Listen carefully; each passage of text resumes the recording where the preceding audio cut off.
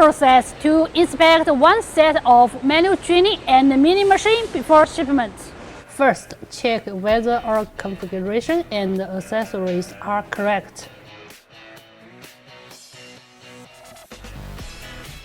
Second, check whether the appearance of the machine is okay.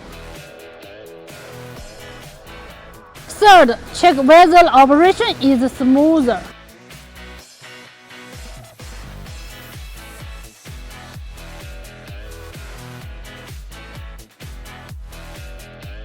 The first, check whether our function is working fine when machine is power on.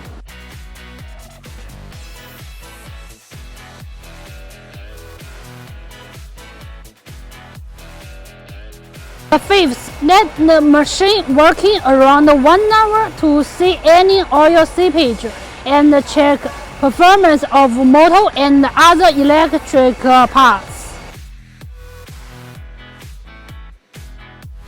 Finally, do the machine accessory inspection.